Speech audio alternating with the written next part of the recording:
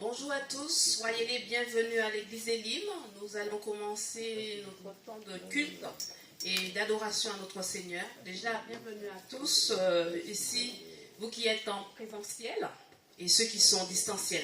Déjà, nous excuser pour la semaine dernière, nous n'avons pas pu vous diffuser le culte, mais je pense qu'avec la grâce de Dieu, ce dimanche, vous allez pouvoir visionner le culte après la fin du culte, après 13h.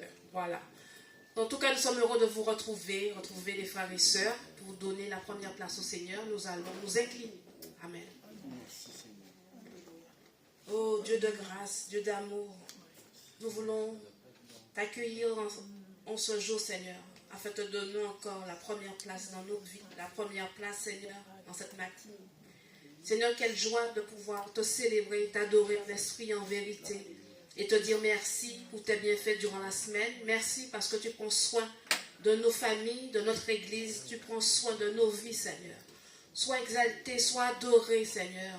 Reçois nos remerciements ce dimanche. Et nous voulons vraiment de même cœur, Seigneur, célébrer ta personne. Au Saint-Esprit de Dieu, sois le bienvenu. Dirige et conduis ce culte que nous te rendons, mon Dieu, mon roi. Sois béni au nom de ton Fils Jésus. Amen. Amen.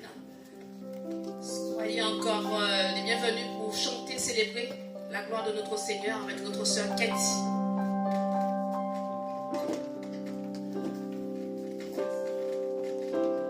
Je vous souhaite bienvenue dans la maison de Dieu. C'est une grande joie de pouvoir louer nos dieux ensemble.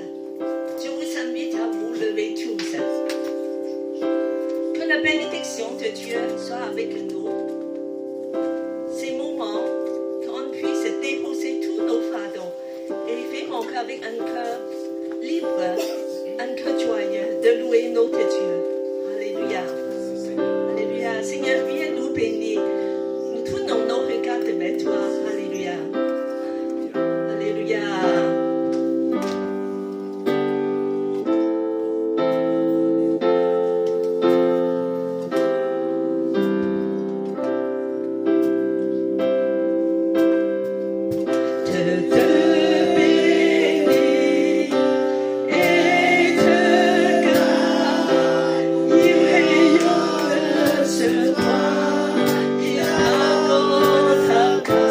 Oh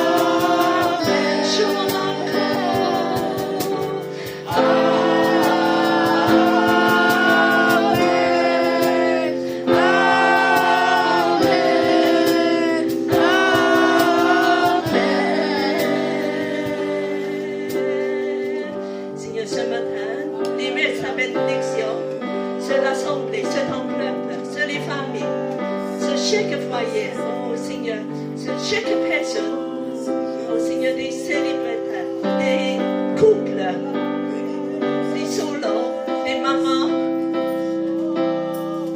oui, des papas, oui Seigneur, des grands-pères, des grands-mères, oui Seigneur, sur nos familles, sur nos enfants, Seigneur, nous voulons voir ta gloire, alléluia.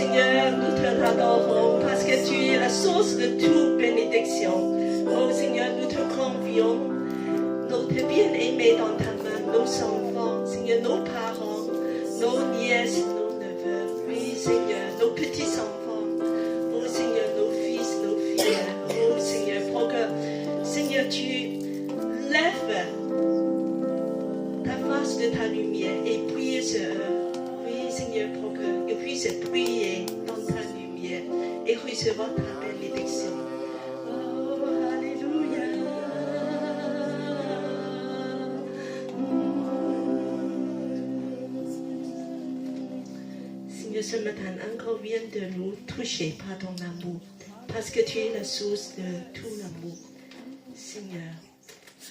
Parce que nul n'est comme toi. Tu es le plus beau des fils des hommes.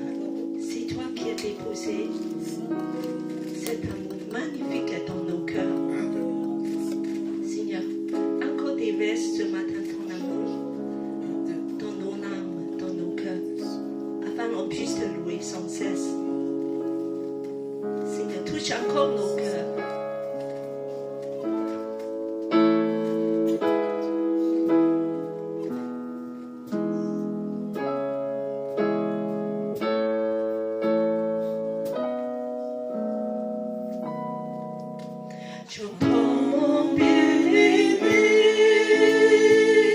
Son cœur m'appelle, mon âme est tout est prêt.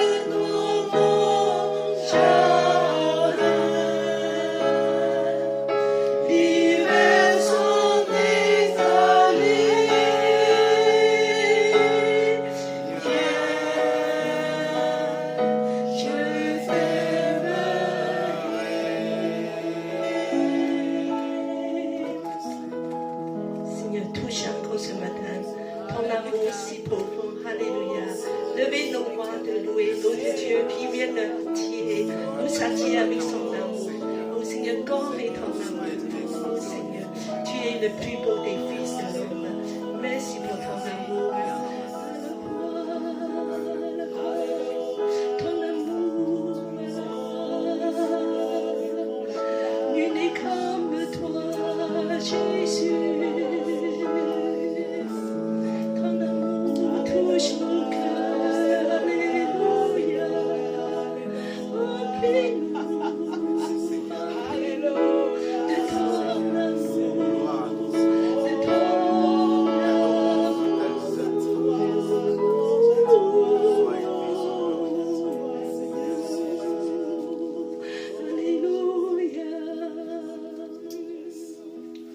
Merci pour ton amour à la croix, tellement c'est merveilleux, Seigneur. Seigneur, touche-nous encore de cet amour éternel, inestimable. Alléluia.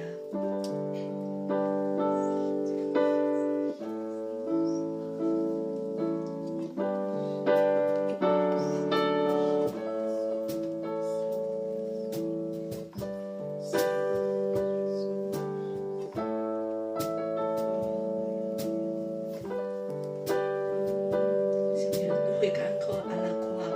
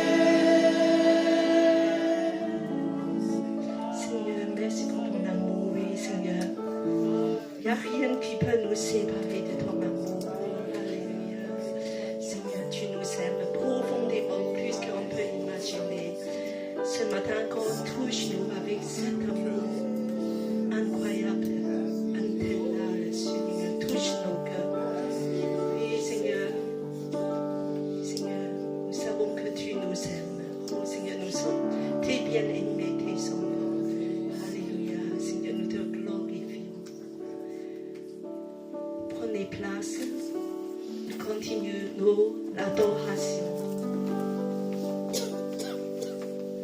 Avec le deuxième chant, Cantique des Cantiques. C'était l'amour si doux qui remplit nos cœurs.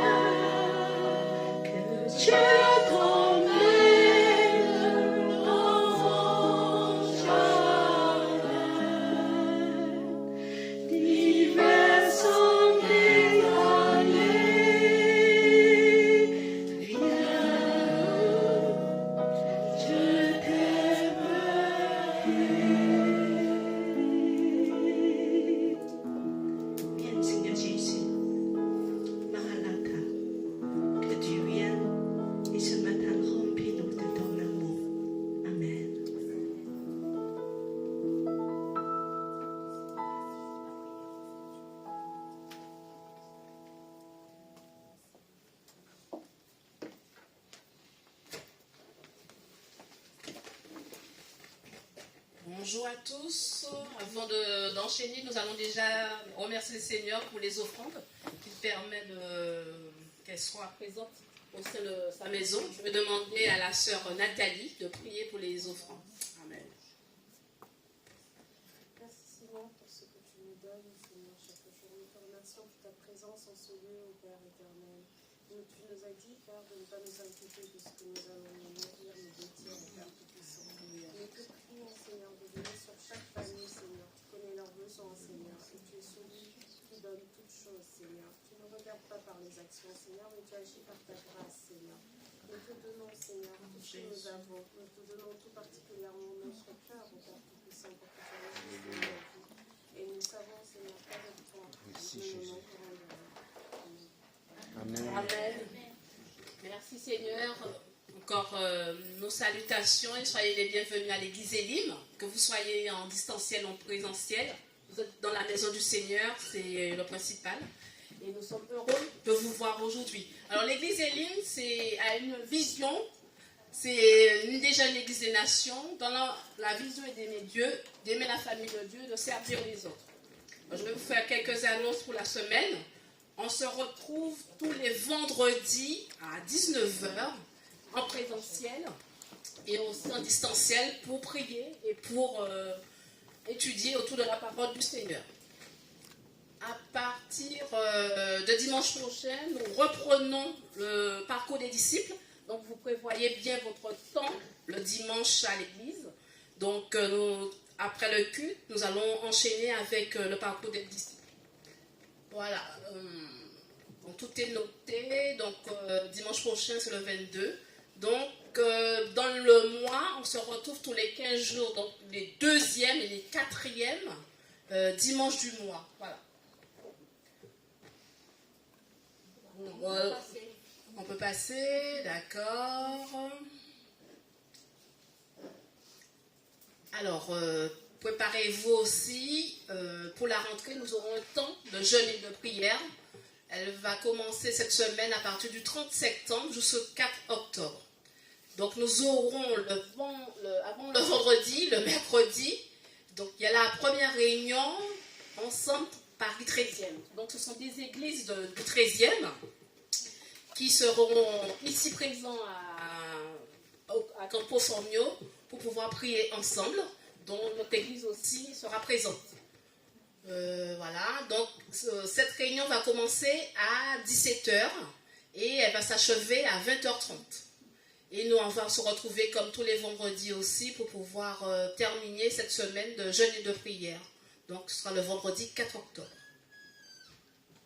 Merci Philippe. Projet PowerPoint. Alors voilà, donc voilà, vous avez tout sous les yeux. Et nous voulons aussi dire merci au pasteur Hervé Bavor. J'espère n'avoir pas égorgé votre nom. Voilà. Donc notre frère va intervenir aujourd'hui, donc ce matin, cet après-midi. Problème avec le micro. Notre frère va intervenir sur le mariage, le plan de Dieu, et différents thèmes seront abordés, notamment le célibat, le mariage, le remariage. Et entre les deux temps d'intervention du frère, nous aurons notre pause pour pouvoir partager un repas ensemble. Voilà, je pense avoir tout dit. Vous êtes bénis dans la maison du Seigneur. Voilà, les frères, sois le bienvenu et que le Seigneur dirige aussi tes interventions. Voilà. Je te laisse la place.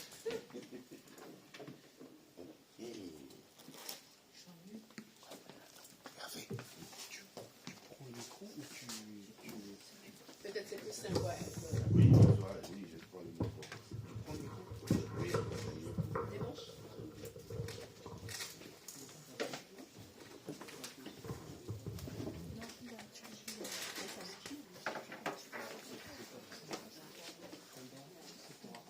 Ah, en effet. Ok.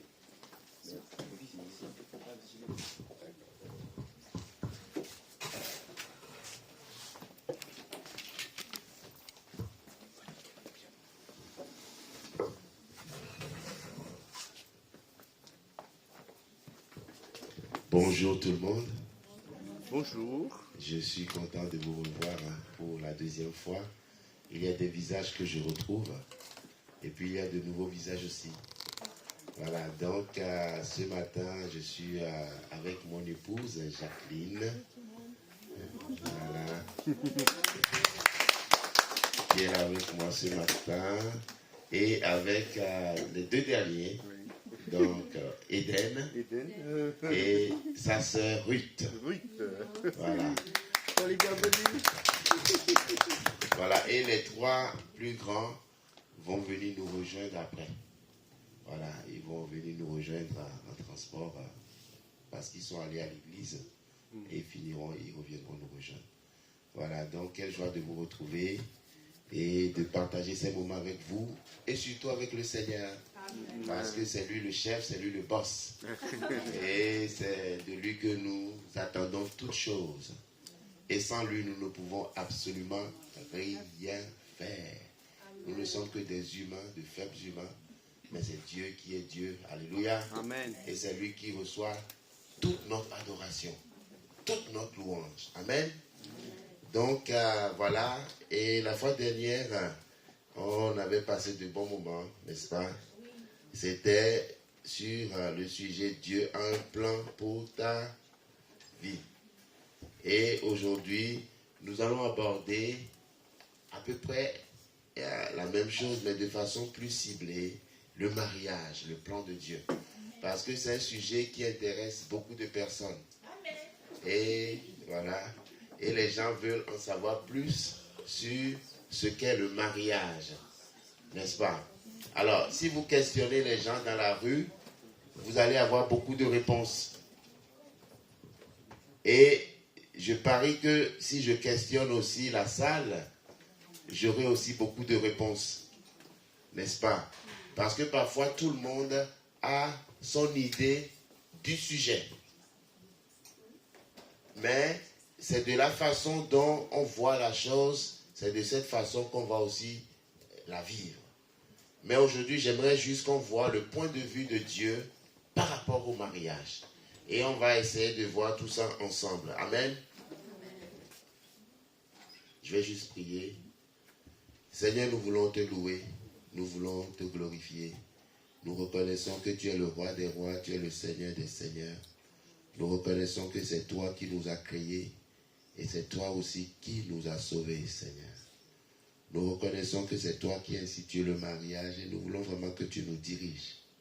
Seigneur, tu connais chaque personne ici présente, ici dans cette salle ou bien même à distance. Je prie au nom de Jésus afin que tu nous révèles ton cœur au travers de ce moment, Papa, et que ton nom seul soit glorifié. Au nom de Jésus, Amen. Amen. Alléluia. Amen. Alors, le premier thème qu'on va... La technologie. C'est bon? Voilà. Voilà. Donc, pourquoi le mariage? Alors, les gens parfois ils disent qu'ils cherchent leur âme sœur. Et il y en a qui disent qu'ils l'ont trouvé. Mais après l'avoir trouvé, il faut vivre avec l'âme sœur. Et Dieu seul sait que parfois ça se passe bien, parfois ça part en cacahuète. Pourquoi Dieu a institué le mariage? Pour quel but? Souvent, nous les humains, nous ne comprenons pas assez le cœur du Père. Et c'est là où se trouve tout le problème. Mais j'aimerais qu'on aille dans la parole de Dieu, dans Genèse chapitre 1, verset 26 d'abord.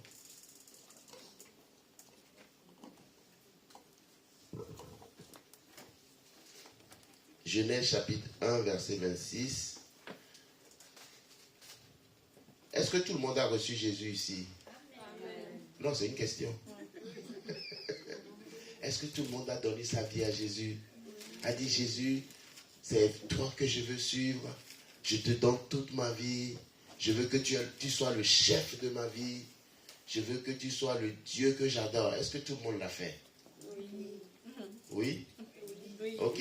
Si c'est pas encore le cas, si tu ne l'as pas encore fait, je t'invite, pendant qu'on est en train de parler, pendant qu'on est ensemble, de dire au Seigneur, je veux de toi dans ma vie. Amen. Amen. C'est lui vraiment la source de notre vie. C'est lui la lumière qui peut nous guider. Sans lui, nous sommes perdus. Mais quand tu es avec lui, ta vie retrouve un sens. Tu es guidé, tu es dirigé. Tu peux traverser des moments difficiles, mais tu sais qu'il est là. Il est avec toi. Tu vois? Donc on a besoin vraiment de contracter cette alliance avec le Seigneur Jésus. Et au travers des chants que nous avons chantés, nous avons proclamé son amour. Amen. Et tu dois vivre cela pour que ta vie retrouve un sens. Dans Genèse chapitre 1, verset 26, on nous dit ceci.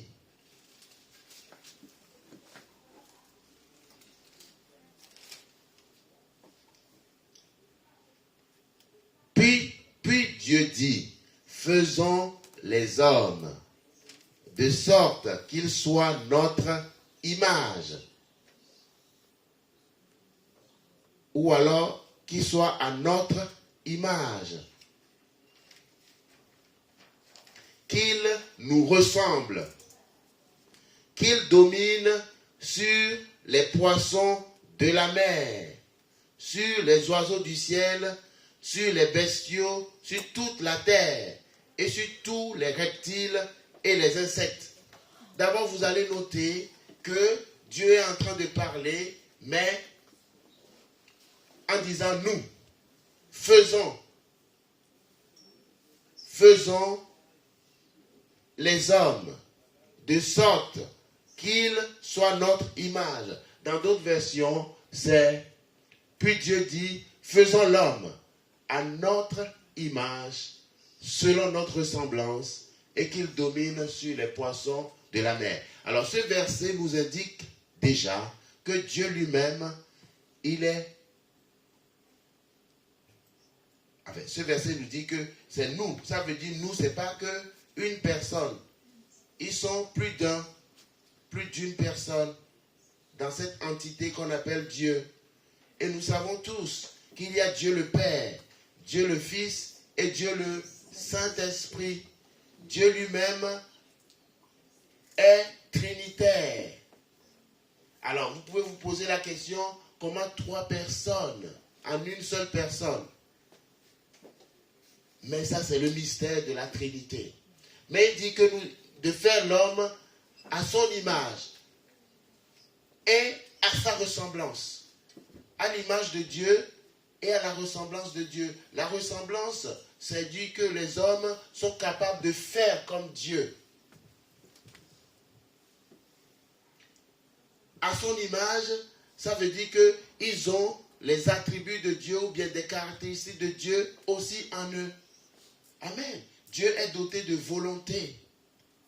L'homme aussi est doté de volonté. Dieu est doté d'émotions. L'homme aussi est capable de ressentir des émotions. L'homme peut ressentir la peine, l'homme peut ressentir la joie. Dieu est doté de capacité de choix. Les êtres humains aussi sont dotés de capacité de choix. Tu peux choisir telle chose, tu peux choisir de ne pas choisir quelle autre. Nous sommes dotés de choix. Vous voyez, parce que Dieu nous a créés ainsi. Nous sommes dotés aussi de volonté. On peut dire ça je veux, ça je ne veux pas. C'est ça ce que Dieu a fait des êtres humains. Et nous sommes les seuls êtres qui sont à l'image et à la ressemblance de Dieu. Waouh! Mais avant le verset 26, que l'homme soit créé le dernier jour, Dieu a pris le temps de créer d'abord toutes choses. Si vous lisez le verset 1 à 3, qui dit ceci, au commencement, tu peux le projeter, verset 1 à 3. Au commencement, Dieu créa les cieux et la terre. Mais la terre était informe et vide. Informe et vide, ça veut dire qu'il n'y avait rien là-dessus. Il était vide, elle était vide, la terre. Dans d'autres versions, la terre était sens dessus, dessous. Tohu, bohu. Cafouillage total. Aucun ordre, aucun sens. Et parfois, Dieu seul sait qu'il y a des vies qui peuvent ressembler à ça. Il y a parfois certaines étapes de nos vies qui sont sens dessus, dessous. On ne sait même pas par quel bout prendre telle chose. On ne le prend pas tel bout, c'est oui. On dit je vais le prendre par l'autre bout. On ne sait plus. Sens dessus, dessous. Mais Dieu a paru devant ce monde qui était sens dessus, dessous. Pourquoi il a paru devant ce monde qui était sens dessus, dessous? Parce que Dieu avait un projet. Son projet, c'est ce que nous avons lu au verset 26. Le projet de Dieu, au final, c'était de créer l'être humain. Quelqu'un qui va lui ressembler, quelqu'un qui va être à son image. Mais avant de le créer, il a pris le temps de mettre de l'ordre là où il veut le mettre. La terre était informe et vide. Il y avait des ténèbres à la surface de l'abîme. Ici, il y a même des gens, ils ne peuvent pas dormir dans l'obscurité. Ils ont peur de l'obscurité. Il y a des gens même, quand il fait sombre dans la rue, bon, heureusement que les gens ont les téléphones portables maintenant, ils allument parce qu'ils ont peur. Mais ici, Dieu n'a pas eu peur de l'obscurité. Il n'a pas eu peur des ténèbres. Pourquoi? Parce que Dieu en lui-même est suffisant. C'est la force suprême. Et l'Esprit de Dieu se mouvait au-dessus des eaux. Ça veut dire que malgré le chaos absolu qui était en face de lui, son esprit était au-dessus du chaos, planait au-dessus. Quand tu planes au-dessus, ça veut dire que tu maîtrises la situation ou tu maîtrises les situations. Il n'a peur de rien. Il est suffisant par lui-même. C'est ce Dieu que tu as reçu dans ton cœur. Mais mon frère, ma soeur, nous ne sommes pas en train de rigoler. Nous parlons du Dieu qui a fait les cieux et la terre. Dans toute sa plénitude, dans toute sa force, dans toute sa gloire. Puis Dieu dit que la lumière soit. Wow. Et la lumière fut. Tout ce qui était ténèbres, Dieu l'a éclairé. Et parfois dans ta vie, il peut y avoir des ténèbres. Des choses qui ne sont pas claires pour toi. Des choses dans lesquelles tu n'y comprends plus rien. Mais Dieu dit que la lumière soit dans ta vie, mon ami. Amen. Que la lumière soit dans ta vie. Que la lumière soit, que la clarté de Dieu vienne dans ta vie. Et tu verras clair. Et Dieu a commencé à créer tout ce que nous pouvons voir aujourd'hui. Les animaux. Non, avant les animaux, c'était les végétaux. Avant les végétaux même, c'était le ciel. Avant tout était sens dessus-dessous. Il a dit que les eaux se séparent. Qu'il y a une partie qui aille au ciel. Est-ce qu'il y a de l'eau au ciel? Oui, c'est vrai. Ah bon? Sous forme de... Sous forme de nuages. Les eaux sont montées. Et les autres sont restés. Et il a créé le ciel. L'étendue céleste. Après cela, il a dit que les arbres poussent, les végétaux poussent. Avant ça, il a fait paraître la terre ferme. Et vous savez combien sont belles les fleurs dans toute leur diversité. Même ici, tu n'as encore rien vu. Va en Amazonie. Tu vas dire, ce Dieu est grand. Ce Dieu est grand. Mais parfois, nous ne prenons pas le temps de contempler la beauté de Dieu au travers de la nature. On est trop rapide. Aucun être humain ne peut avoir aucun argument pour ne pas adorer Dieu. Parce que la nature elle-même nous enseigne sur Dieu. Amen. Amen. Et Dieu a créé toute cette beauté par la puissance de sa parole. Et les animaux, après, il les a créés. Quand tu les vois, ces animaux, les oiseaux,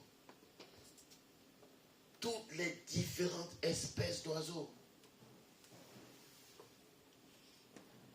Et après avoir créé toute cette beauté, il a créé, au final, le désir de son cœur. Haha. Est-ce que tu peux comprendre que tu as le désir du cœur de Dieu? Si tu arrives à cette compréhension, tu es libre. Tu es libre pour toujours. Et ce qui s'est passé, c'est que tout ce qu'il a créé, il a confié à l'être humain. Et cet être humain, Dieu ne l'a pas laissé dans la nature sauvage. Vous savez ce qu'il a fait? Qu'est-ce qu'il a fait? Il a aménagé un jardin. Il a été créé d'abord dans la nature sauvage. Même si la nature sauvage était belle, Dieu a aménagé un jardin, un lieu de rencontre, un lieu d'intimité, un lieu où il a fait pousser tout ce qu'il voulait. Et il a mis là, tout seul. Tout seul, il a mis là. Et tout ça, il lui a mis plein la vue. Est-ce que ça, c'est pas l'amour, ça? Avant même que tu ne naisses, paf, paf, paf. Toute la beauté, paf, paf, paf, paf. On te donne tout. Et tu es né maintenant, tu es créé, on te confie la gouvernance de tout ça. Amen. Ça, c'est pas de l'amour. Dieu a manifesté à Adam combien il aimait.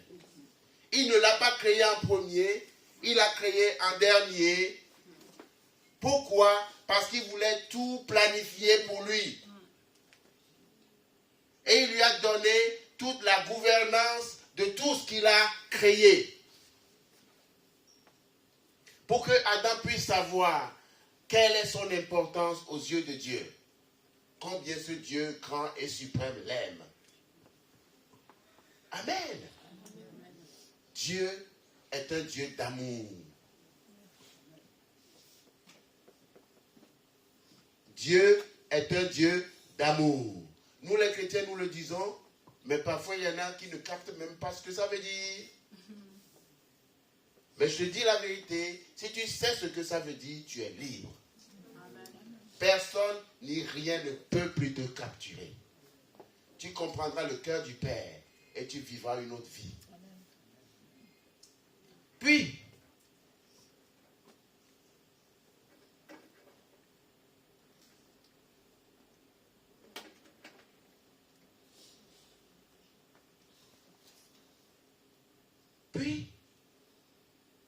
tout à coup, après avoir créé Adam, Dieu l'a mis dans le jardin, comme on l'a dit. Et puis, la Bible dit que ce jardin est appelé le jardin des délices, Éden. On a appelé notre fils Éden.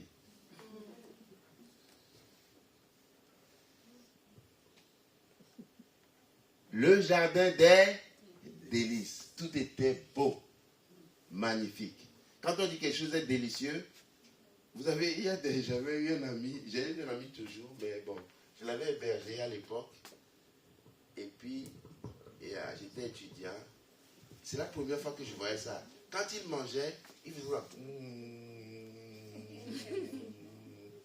Et il pouvait te dire tout ce qu'il y avait comme épices ou autre chose dans ce qu'il mange. J'ai dit, waouh, comment il fait? Le gars, il déguste la nourriture. J'ai dit, waouh, parce que pour lui, c'est délicieux. Désolé.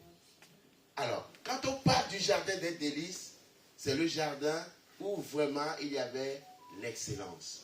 La Bible dit qu'il y a un fleuve qui rentrait dans le jardin et il sortait comment? En 4. Le fleuve se multipliait et devenait 4. Et il y avait de l'or. Amen. Et puis au verset 18, Dieu dit, il n'est pas bon que l'homme soit seul. Je vais me pousser un peu. Souvent, je gesticule.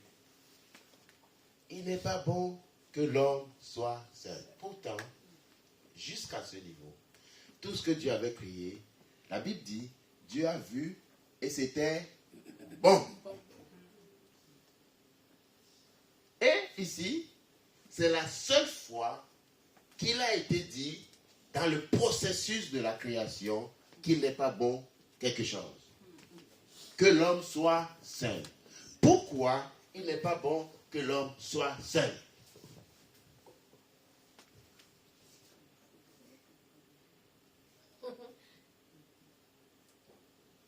Et donc tu veux répondre, c'est ça?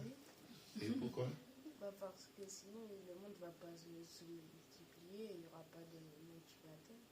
Ah, sinon il n'y aura pas de multiplication des êtres humains. Ok, d'accord. Ok. Bon, on va faire une autre leçon après, d'accord? Ok. Il n'est pas bon que l'homme soit seul. Alors, si un homme dit je ne veux pas être seul parce que je veux me multiplier, c'est une motivation. C'est une raison. Cette raison, il va l'avoir.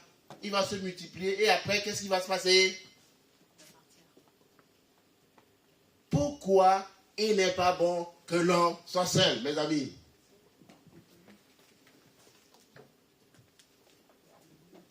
Pour se soutenir. Pour? Se soutenir mutuellement. C'est-à-dire. Alors, ce qui a été dit, il faut lire tout le verset. Il n'est pas bon que l'homme soit seul.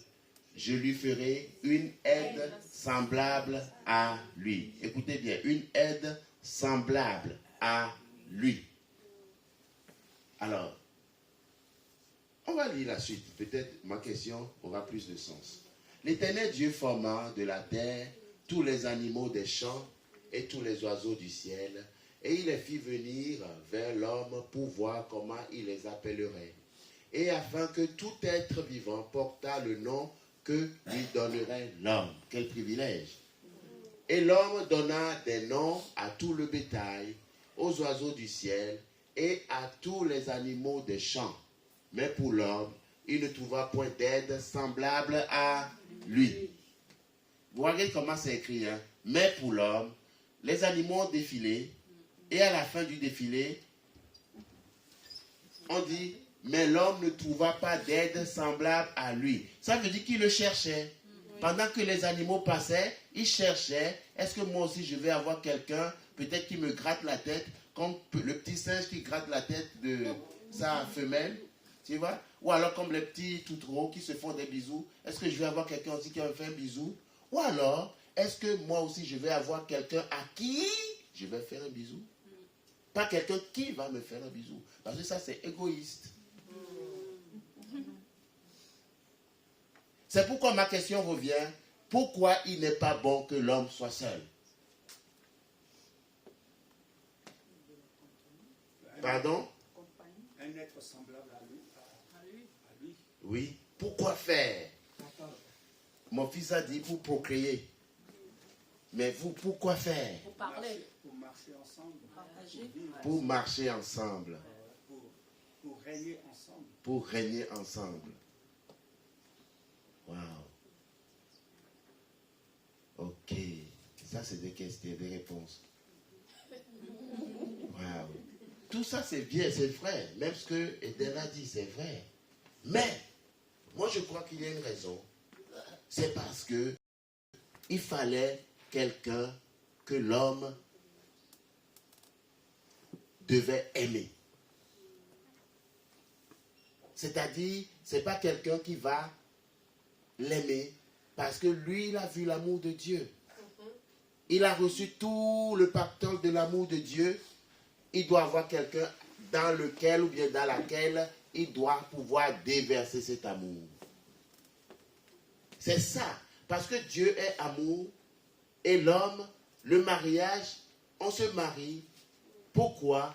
Pour trouver quelqu'un à aimer. C'est ça. Pour trouver quelqu'un à aimer. Pas quelqu'un qui va te donner tout, mais quelqu'un à qui tu veux tout donner.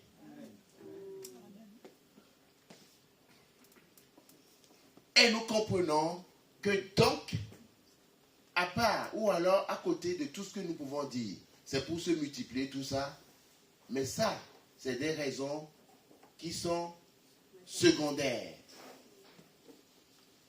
On peut se marier et ne pas avoir d'enfants. Est-ce qu'on n'est pas marié pour autant? Donc si le but de votre mariage c'est pour avoir des enfants, vous aurez des problèmes. Si pour se marier c'est juste pour avoir une compagnie, ok, tu as la compagnie.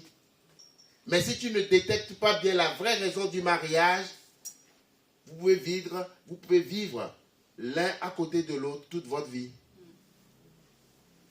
Vous vivez ensemble, mais vous êtes l'un à côté de l'autre. Des locataires solitaires. Pourtant, monsieur le maire vous a déclaré marié et le pasteur vous a béni. Mais vous n'avez pas compris la vraie raison pour laquelle Dieu a institué le mariage. Je vous dis, il y en a qui vivent le mariage, mais qui souffrent. Parce qu'ils n'ont pas compris le cœur du Père. Il y en a qui vivent l'un à côté de l'autre. C'est comme des businessmen. Ils font juste les affaires. Comment faire en sorte que les enfants grandissent, aillent à l'école. Et quand les enfants finissent de grandir, sont partis, eux aussi se disent ciao, bye bye. Ciao, bye bye. Parce que leur but, c'était justement procréer. Et pour être vu, ou alors pour ne pas être sanctionné par la justice, on fait tout pour bien prendre soin des enfants. Mais il n'y a pas vraiment de relation qui a été tissée entre cet homme et cette femme. On se marie pour magnifier l'amour. Pas autre chose. Oh, hallelujah. On se marie avec une femme qu'on ne connaît ni d'Ève ni d'Adam pour lui montrer combien on l'aime. Et pour faire tout ce qu'on peut faire de notre possible. Pour connaître cette personne et savoir comment l'aimer. On se marie pour montrer un homme qu'on ne connaît ni d'Ève ni d'Adam combien on l'aime. Amen. On se marie pour magnifier l'amour. C'est le point capital parce que Dieu est amour. Et il veut que l'amour se répande. Amen. C'est le but numéro 1 du mariage. Les autres buts sont après. Avoir des enfants, faire des choses ensemble, avoir de la compagnie, c'est après. Mais si le but que tu as dans ton cœur, c'est de rendre l'autre heureux, l'autre heureuse, c'est plus profond. Et c'est ça qui va te faire déplacer les montagnes. Amen.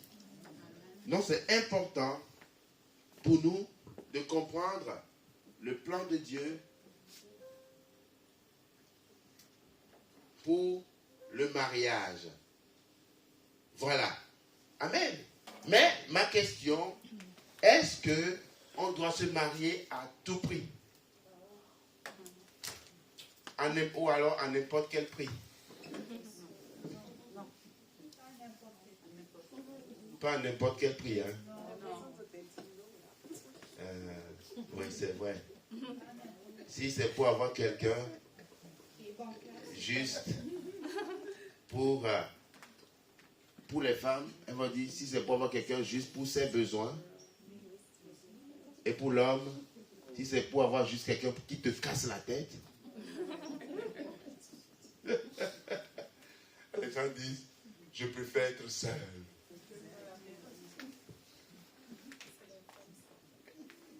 C'est pour cela que j'ai dit le célibat vs le mariage. Vous savez que dans la Bible, le Seigneur Jésus a dit, les disciples, on va le voir cet après-midi. Alors cet après-midi, ça va être beaucoup plus thématique, c'est-à-dire, on va aborder les choses de façon plus frontale. S'il y a des questions, s'il y a des questionnements, on peut les poser, exposer les choses, n'est-ce pas? Aujourd'hui, on voit les aspects bibliques, mais on ne peut pas tout voir, n'est-ce pas? Parce qu'en quelques minutes, ce n'est pas possible, n'est-ce pas? Mais on va essayer quand même. Donc, dans 1 Corinthiens 7, versets 7 à 11, est-ce qu'on peut le lire, l'afficher? La question c'était, est-ce qu'on se marie à tout prix? C'est Paul qui parle ici, il dit, je voudrais que tous les hommes fussent comme moi. Alors comment il était Paul? Il était célibataire. Qu'est-ce que ça veut dire célibataire? Seul. Alors, Dieu seul sait comment parfois les gens vivent leur célibat. Il y en a qui s'écoulent.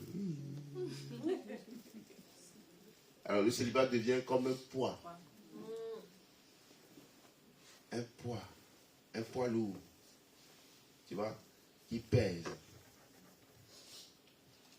Mais Paul lui dit que je voudrais que tous les hommes fussent comme moi. Alors, fussent comme moi, alors vous comprenez, ça ne va pas dire qu'ils soient comme moi, n'est-ce pas? Le temps utilisé ici, c'est dans l'idéal.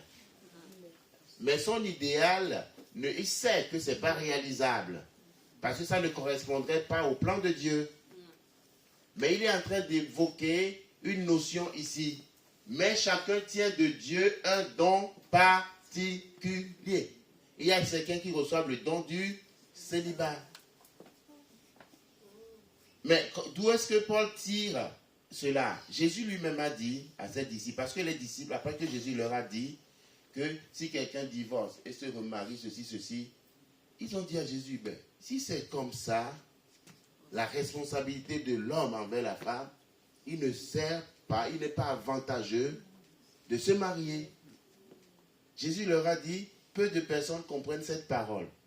En effet, il y en a qui sont nés eunuques, c'est-à-dire ils ne peuvent pas avoir de relation avec des femmes, naturellement, biologiquement parlant, n'est-ce pas? Et puis il rajoute, il y a d'autres qui ont été rendus eunuques, c'est-à-dire aujourd'hui ça ne se pratique plus, mais au Moyen-Âge, ça se pratiquait. Il y a des gens qui sont castrés pour garder d'autres femmes, des rois, tout ça.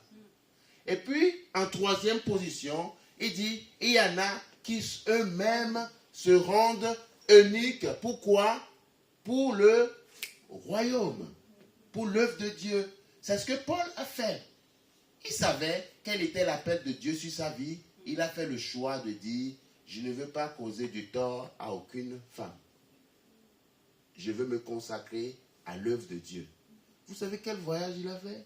Le voyage de Paul, le voyage missionnaire. Il partait en mission 2 ans. Parfois plus. En Asie mineure. Il revient et il repart encore. Quelle femme pouvait supporter ça? Donc il a décidé pour lui de ne pas se marier. Et il trouve une satisfaction dans ce qu'il vivait. Pourtant, de façon biologique, c'est un gars viril. Il a des désirs. Mais comment arrivait-il à vivre son célibat sans broncher? Quand j'ai rencontré Jacqueline, elle m'a dit qu'elle était bien dans son célibat. Et qu'elle ne voulait pas se marier. Elle se plaisait là-dedans tranquillement. C'est moi qui suis viril à déloger. Pas moi, c'est le Seigneur. Elle va vous témoigner. Elle vivait bien sa vie. Elle m'a montré des photos après. Waouh! À son anniversaire, elle faisait le gâteau toute seule. Et elle chantait, dansait. Toute seule. Elle souffle son gâteau. Elle envoie les photos ou bien la vidéo à sa famille. Elle s'éclatait. Pour vous dire qu'il est possible de vivre un célibat heureux. Amen. Amen. Déjà, si toi-même tu n'es pas heureux en toi-même, tout seul, est-ce que c'est quelqu'un qui va te rendre heureux? Amen.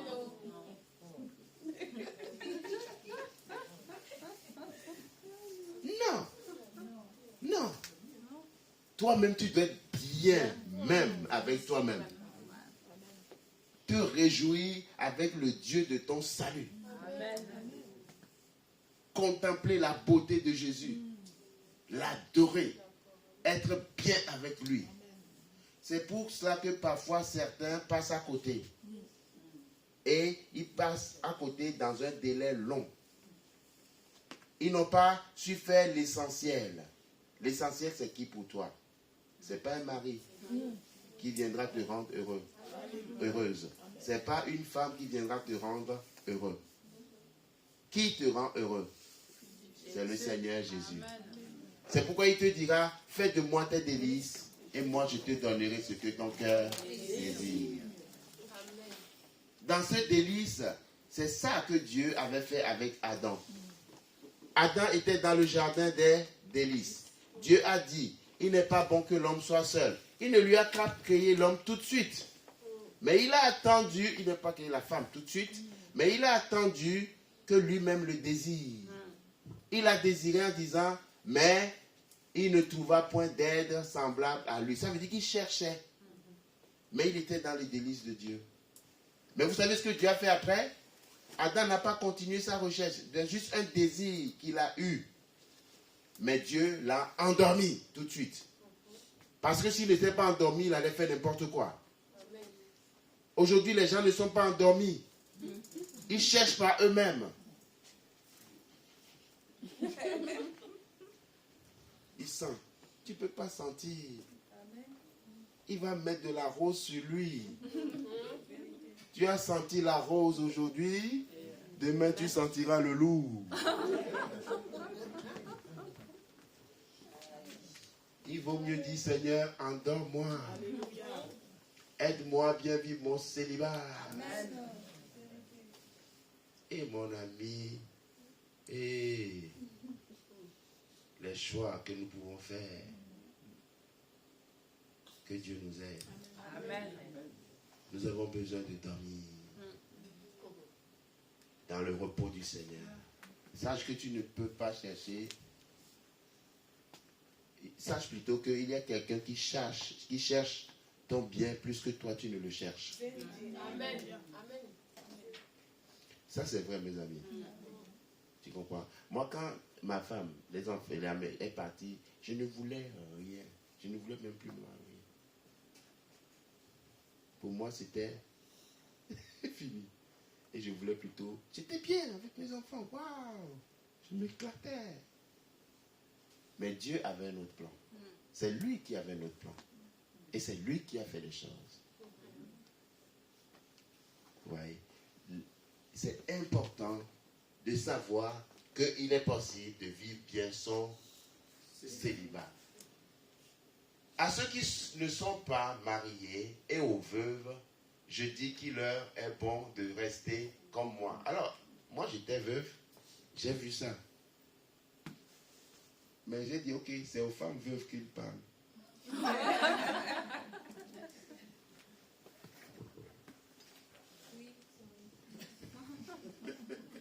Non, c'est juste pour dire que de toute façon, Dieu a un plan pour chacun. C'est ça qui est important. Paul, ce qu'il est en train de dire, il est en train de dire que les veuves, surtout les veuves âgées, n'est-ce pas, c'est une suggestion qu'il fait. Mais il compense cela. Il équilibre cela par la suite du verset. Tu vois? Et puis par des jeunes aussi. Mais il dit, mais s'il manque de continence, c'est-à-dire, si, voilà, qu'il se marie. Car il vaut mieux se marier que de brûler. Les jeunes. Attention, hein. Mon frère, comment tu t'appelles? Philippe. Ouais. Il ne faut pas les toucher. Non. Va te marier proprement et c'est mieux. Amen. Et il dit maintenant à ceux qui sont mariés, j'ordonne, non pas moi, mais le Seigneur, que la femme ne se sépare point de son mari. Le verset 11, si elle est séparée, qu'elle demeure sans se marier ou qu'elle se réconcilie avec son mari. Les gens disent patate, c'est ça? C'est là où on peut avoir des discussions. Ah oui, la sœur a dit ah oui. Et que le mari ne répudie pas sa femme. Vous voyez? Donc ici, Paul dit, ok, il te mène la misère, il te casse la tête, il est violent, tu te sépares. Moi, la fois dernière, il y avait un couple, ils étaient arrivés à un point où c'était très dur. Quand j'ai entendu ça, moi on a discuté avec d'autres pasteurs, on a dit, il faut les séparer. Il faut les séparer. Le temps qu'on travaille avec le monsieur et avec la femme. Et ça a pris des semaines, même des mois. Le monsieur, on l'a relogé ailleurs. La femme est restée avec l'enfant. Et travaille. Parfois même des moments de délivrance.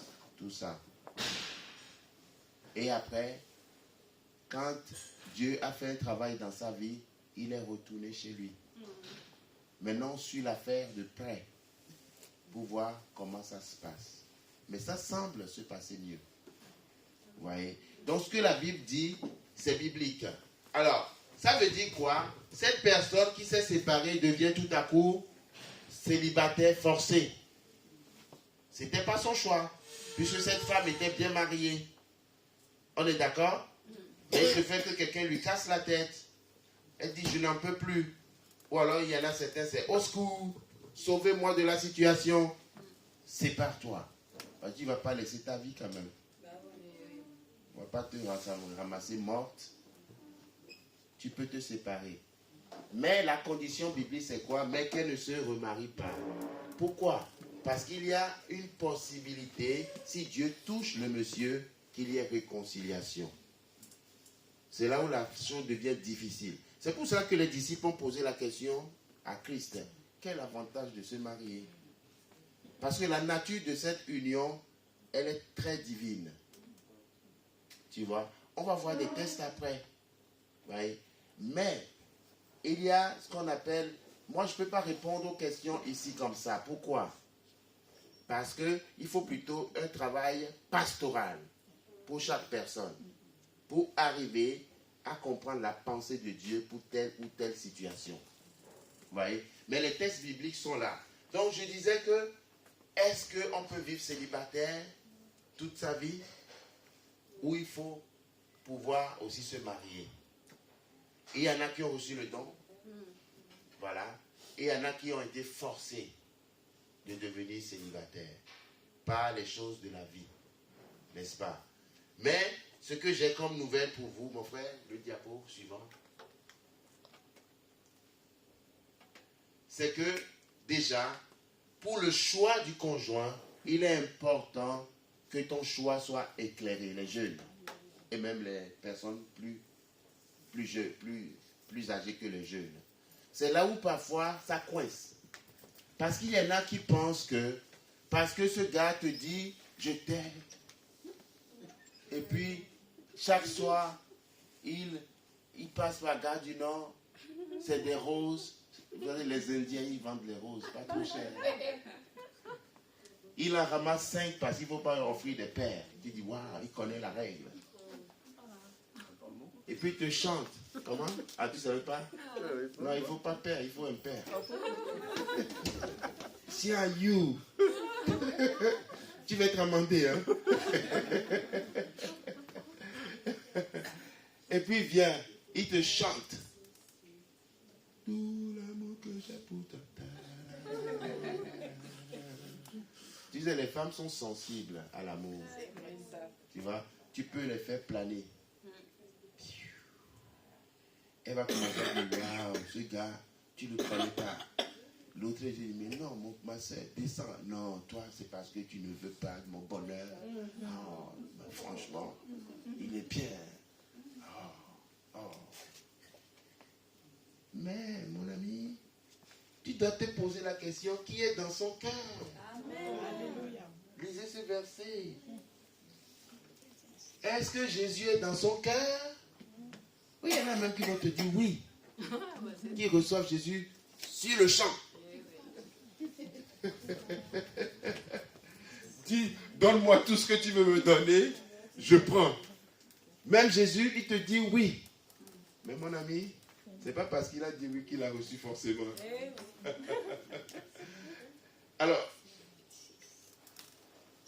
ne savez-vous pas que vos corps sont des membres de Christ? Prendrai-je donc les membres de Christ pour en faire les membres d'une prostituée? Loin de là. Ne savez-vous pas que celui qui s'attache à la prostituée est un seul corps avec elle? Car est-il dit, les deux deviendront une seule chair. Mais celui qui s'attache, quel passage est cité? C'est ça? Tu peux descendre un peu.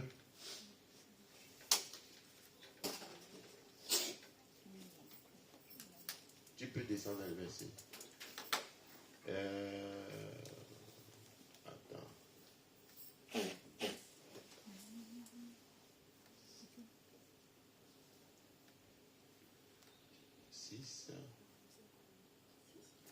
Non, descends. Oui. Encore.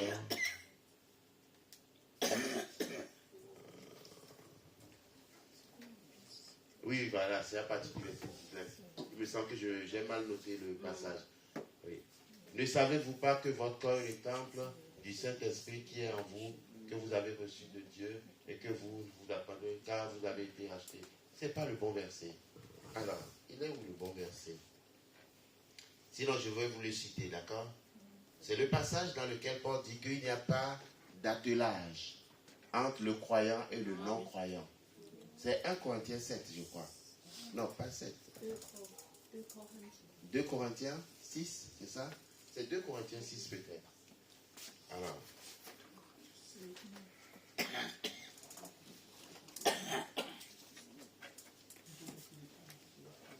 Vous l'avez? 2 Corinthiens 6 peut-être, au lieu de 1 Corinthiens 6.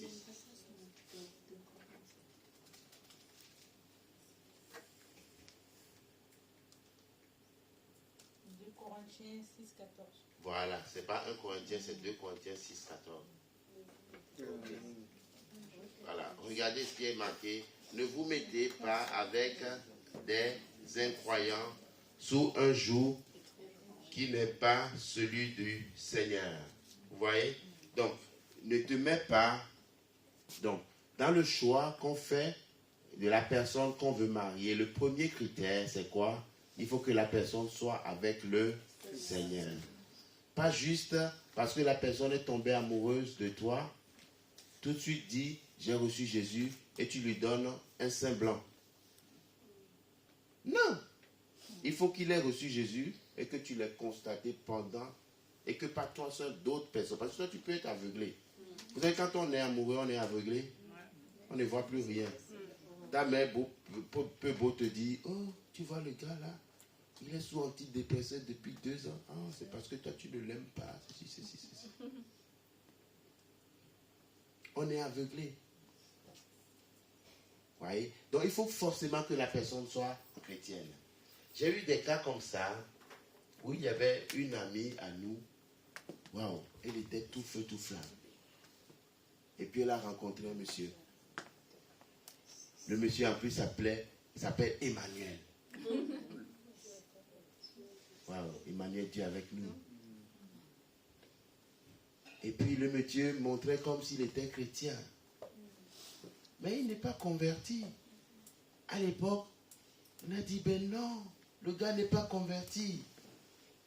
Et la sœur, elle ne nous fréquentait plus. C'est fini parce qu'on a osé lui dire.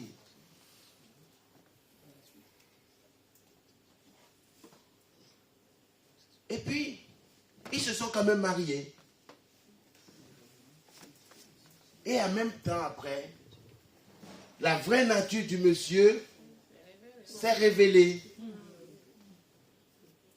Femme par-ci, femme par-là. Waouh! La sœur qui était tout feu, tout flamme. Elle s'est retrouvée avec un gros problème.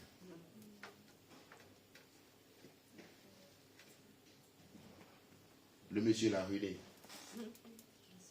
Nous devons savoir que ce que Dieu dit, Dieu l'a dit. Et marcher selon ce que Dieu dit. Alors il y a parfois certains qui disent, Dieu va m'utiliser pour le convertir.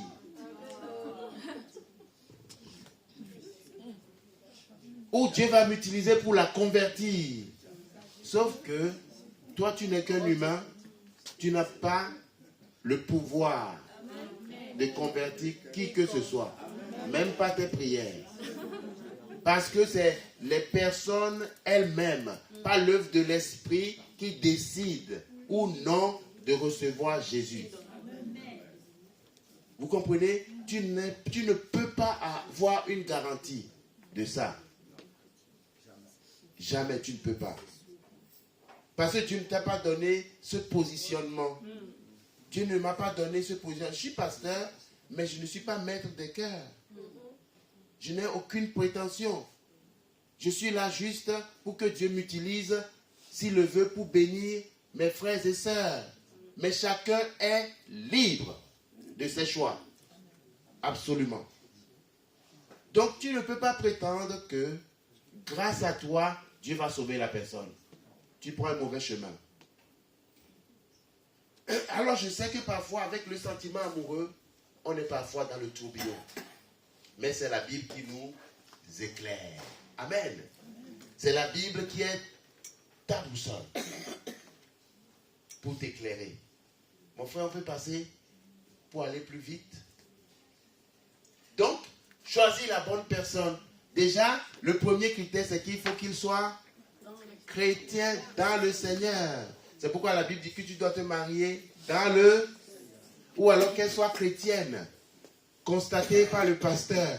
Les pasteurs ont une loupe. On voit ses yeux. Je rigole. Ouvre tes yeux. Ouvre ta bouche. Le pasteur va bien l'ausculter. Non, c'est une façon de parler. Il faut dire, il faut le scanner, il faut la scanner.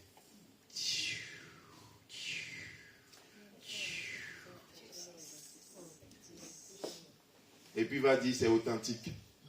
Il dit, ah mon frère, mon pasteur, tu es vraiment le plus fort des pasteurs que je connaisse. Parce qu'il va dans ton sens. Maintenant, quand il scanne, il dit, non, c'est pas authentique. Ah bon? Pasteur? Non, tu as mal vu. Et il y en a qui vont chercher d'autres pasteurs. Eh oui. Il y a une sœur qui est venue me voir, m'a dit qu'il y a un frère qui lui chante des choses dans les oreilles. La chanson était tellement bonne. Dès qu'elle est venue, j'ai dit, assieds-toi. Il m'a parlé. J'ai dit, est-ce que tu connais ce frère? Elle m'a dit non. Elle dit, oh ma soeur, va doucement. Va doucement. Parfois, les pasteurs ont les dossiers. que tu n'as pas, tu vois. Mais cette soeur ne m'a pas écouté. Elle s'est laissée tripoter.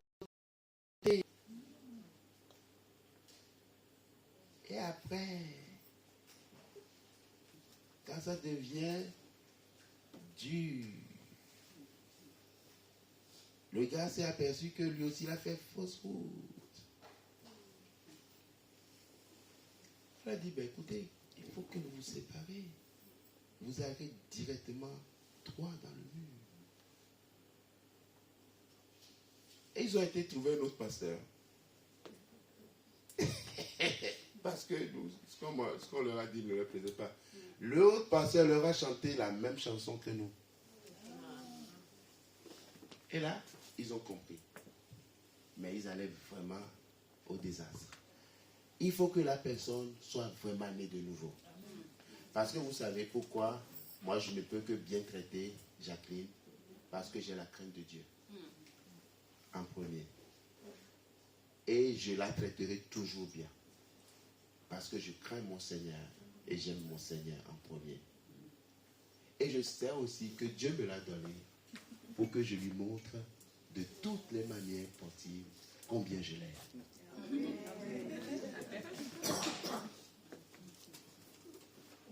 Vous comprenez? D'abord, la crainte de Dieu dans le cœur de l'être humain, c'est la garantie. Sauf que dans l'église, il y a plusieurs sœurs qui craignent Dieu. Et il y a plusieurs frères qui craignent Dieu. Lequel de ces frères est l'élu? That is the question. Dis-moi, that is the question. Est-ce que Dieu va te dire, c'est celui qui a les cheveux bleus? Non. Dieu sait faire les choses. C'est Dieu qui marie ses enfants. C'est Dieu qui a marié Adam. Si Dieu doit te marier, il faut que ce soit lui. Si tu dois te marier, il faut que ce soit ton Dieu qui te marie. Et il sait le faire. Mais il faut que tu le laisses faire. Laisse Dieu faire. Et le verset, c'est Matthieu 6, verset 10. Tu peux projeter. Alléluia. Que ton règne vienne. Vous pouvez le lire. Que ton règne vienne, que ta volonté soit faite sur la terre comme au ciel. Stop. Que ton règne vienne, que ta volonté soit faite dans ma vie, comme ta volonté est faite dans le ciel. Est-ce que tu peux le dire? Que ton règne vienne, que ta volonté soit faite dans ma vie, comme elle est faite dans le ciel. Je laisse tout le contrôle à Dieu.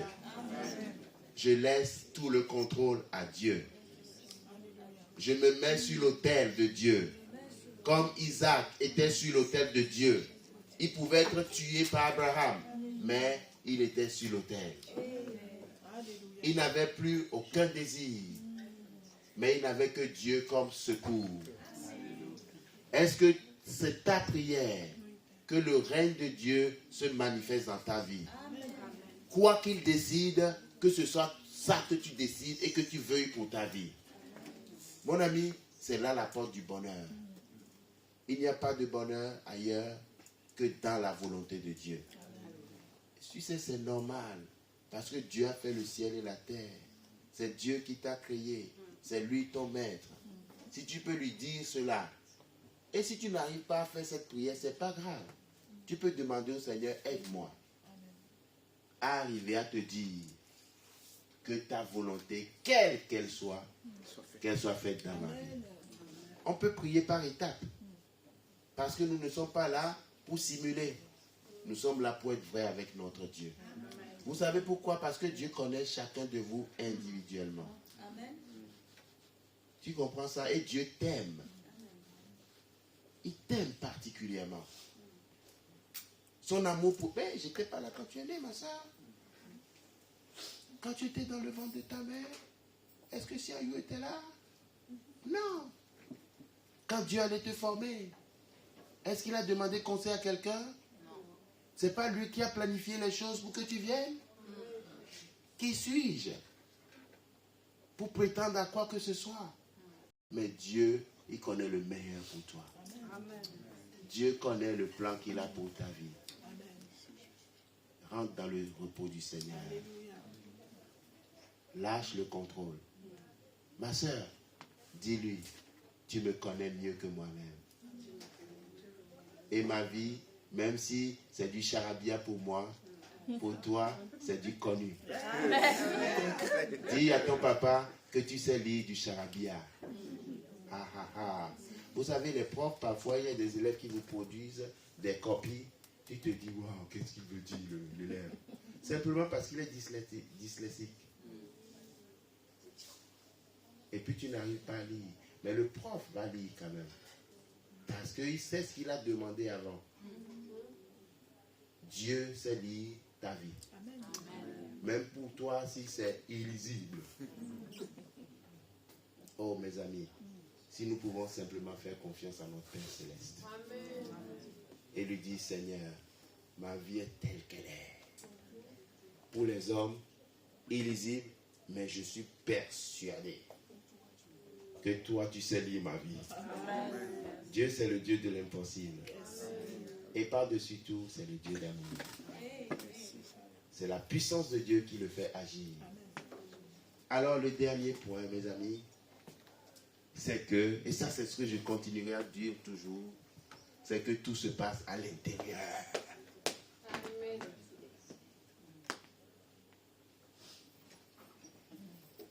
Ma soeur, comment tu t'appelles? Mélissa, tout se passe à l'intérieur. Ah, ah. Tu sais, tout se passe à l'intérieur. Quel est ton intérieur? Si ton intérieur est saccagé, tout le reste risque d'être difficile. Tu comprends? Tu as besoin d'être guéri, mon ami. De recevoir la guérison divine dans ton cœur. Que toutes les blessures commencent à être apaisées. Vous savez pourquoi les gens cherchent frénétiquement des choses? Parce que c'est pour se prouver des choses. Souvent, il y en a qui ont raté quelque chose, ils veulent se prouver qu'ils peuvent réussir. Mais tu n'as rien à prouver, mon ami. Tu as simplement rentré dans le processus de la guérison de Dieu. Que Dieu te révèle combien il t'aime, mon ami. Et tu sauras qu'il t'aime. Même les gens peuvent te rejeter, mais Dieu t'aime. C'est cette connaissance de l'amour de Dieu qui te tranquillise et qui trouve le chemin. Parce que le verset qu'on va lire, on va le lire rapidement, parce que vous le connaissez déjà normalement. Parce que c'était avec le même verset que j'ai fini la fois dernière. Et c'est mon favori. Bon, c'est l'un de mes favoris. Écoutez, à cause de cela, je fléchis les genoux devant le Père, duquel tire son nom toute famille dans les cieux et sur la terre, afin qu'il te donne, vous voyez, moi je peux dire qu'il vous donne, mais afin qu'il te donne, selon la richesse de sa gloire, d'être puissamment, tu peux dire puissamment, puissamment, puissamment, puissamment, fortifié, par son esprit, dans l'homme intérieur. Amen. Oh mon ami, la vraie personne, comment tu t'appelles? Louise, j'avais oublié ton prénom. Vous n'avez jamais vu la vraie Louise. Même si vous prétendez que vous l'avez vue, vous ne l'avez jamais vue. La vraie Louise est à l'intérieur. Le vrai Sion, vous ne l'avez jamais vu. Il est à l'intérieur. C'est là où tout se passe. Si le vrai Sion est fortifié puissamment par l'Esprit de Dieu dans son homme intérieur, c'est un homme épanoui. Amen. Et regardez, en sorte que Christ habite dans vos cœurs par la foi. Écoutez maintenant. Afin qu'étant enraciné. Est-ce que tu peux dire enraciné? Le verbe utilisé ici n'est utilisé que pour une sorte d'espèce vivante. Une seule sorte d'espèce vivante. C'est laquelle? Non. L'arbre. L'arbre. Enraciné. Enraciné. Est-ce que vous n'avez jamais vu un arbre se déplacer? Tu vois au marché, il dit je suis le figuier. L'arbre ne se déplace jamais. Tu le plantes quelque part sur son territoire, il restera là tout le temps. Il y en a qui ont 10 000 années, ils sont là tout le temps parce qu'il est enraciné. Maintenant toi, tu dois être enraciné où? Non.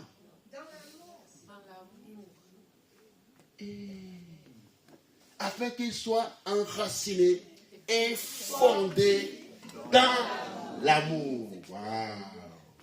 Ton territoire c'est où? Ton territoire c'est où? C'est l'amour. C'est de là que tu tires ta sève. La sève qui circule en toi et qui nourrit tes émotions, c'est quoi? C'est l'amour. Tes émotions sont nourries par l'amour. Tes pensées sont nourries par l'amour. Hey, haha. Mon ami, enraciné et fondé dans l'amour. Tu ne bouges pas. On vient te chercher, tu dis je suis une planche, je ne peux pas me déplacer. On te cherche. On te marche dessus. Non, je ne peux pas répondre. Moi, je ne peux répondre que depuis l'amour. Est-ce que l'amour insulte déjà? Non. Je suis enraciné, fondé dans l'amour. Et regardez mes amis. Dans l'amour, fondé, enraciné, vous puissiez comprendre avec tous les saints, c'est-à-dire avec tous les chrétiens. Normalement, c'est la mesure standard de tous les chrétiens, de comprendre quelle est La longueur, la profondeur et la hauteur. et connaître l'amour de Christ. Donc, de comprendre, de comprendre quelle est la largeur, la profondeur, la hauteur, la longueur de l'amour de Dieu pour qui? Pour toi. Si je te demande, est-ce que Cathy, tu connais la longueur de l'amour de Dieu pour toi? Mais oui, tu vas dire, waouh, je sais que Dieu m'aime vraiment. Mais cette compréhension, ce n'est plus intellectuel. Tu le sais et tu le sais et tu le sais et tu le sais. Que Dieu t'aime vraiment. Amen. Là, si tu es arrivé là, tu es libéré de toutes les chaînes. Amen. Parce qu'il n'y a qu'une seule chose dans laquelle le diable ne peut pas tenir, c'est l'amour. Amen. Tu es libre. Tu es libre. Parce que tu connais l'amour du Père. Tu sais que tu n'es pas une erreur. Tu sais que malgré tout, Dieu t'aime. Ce n'est plus juste un truc que tu dis, mais tu le réalises. Et il dit après, regardez, que vous puissiez connaître cet amour et en être rempli jusqu'à toute la plénitude de Dieu. C'est-à-dire que tu es rempli, tu connais l'amour et tu es rempli jusqu'à tu débordes. Tu débordes sur les autres. Amen. Et regardez maintenant le verset 20. Si tu es rempli de l'amour de Dieu, or à celui qui peut faire par la puissance qui agit en nous. Quelle est cette puissance qui agit en nous? Comment?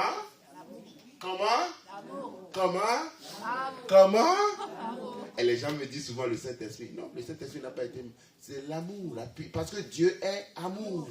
Tu es rempli de lui à déborder. Il n'y a plus de toi de la rancune, ni de l'amertume, ni de la colère.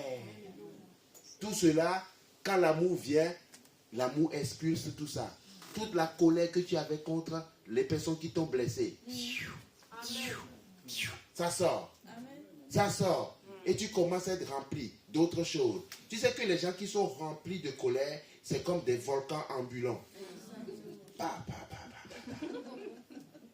Mais la personne a commencé à être remplie d'amour. Tout ça, ça part. C'est ce qu'on appelle la connaissance intime de l'amour de Dieu. Alors, le verbe utilisé ici pour connaître, c'est comme les gens qui connaissent leur femme de façon intime. Tu le connais vraiment, cet amour. Et vous voyez comment il dit maintenant. Or, à celui qui peut faire par la puissance qui agit en nous, infiniment,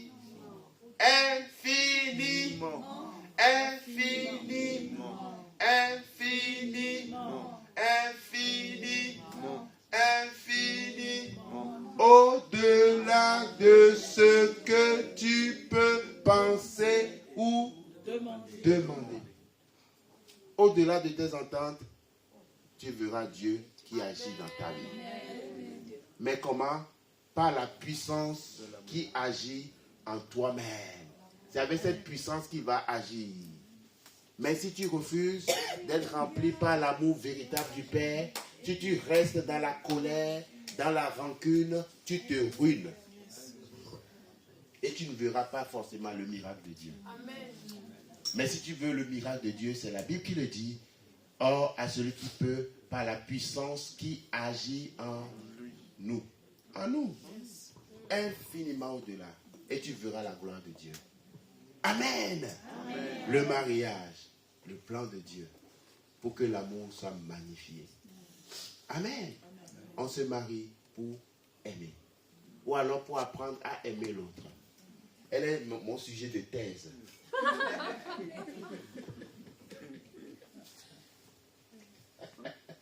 C'est extraordinaire. Tu vas de chercher par tous les moyens à connaître la personne que Dieu t'a donnée. N'est-ce pas? Alors, la question se pose. Où est-ce que tu en es? C'est ça. Parce qu'il y a des sujets plus difficiles. N'est-ce pas? Tout ce que nous avons abordé, nous l'avons abordé juste en parlant de la Bible. Mais dans la réalité, il y a des choses difficiles. Mais on pourra en parler l'après-midi. C'est ça, pasteur? Oui. Peut-être après avoir mangé un bon truc, c'est ça? Non, après avoir rassasié. Que Dieu vous bénisse, mes amis. Sachez que, franchement, le Seigneur vous aime et qu'il est votre Père et il pense à chacun de vous. Amen. Merci beaucoup. Seigneur, merci pour ta parole, ô Dieu notre Père. Merci, Seigneur. Je prie vraiment, Seigneur, parce que ce sont tes enfants qui sont devant toi, Seigneur. Touche la vie de chacun, de chacune, Seigneur. Que ton règne vienne, que ta volonté soit faite en nous, comme elle est faite dans le ciel. Au nom de Jésus, éclaire là où il y a besoin d'éclairage, Seigneur. Parce que tu as dit que la lumière soit, et la lumière fut. Tu connais les situations individuelles. Mais je prie pour la lumière de Dieu, pour que chaque situation soit éclairée par ta lumière, au nom de Jésus. Amen. Amen. Alléluia. Vous êtes bénis.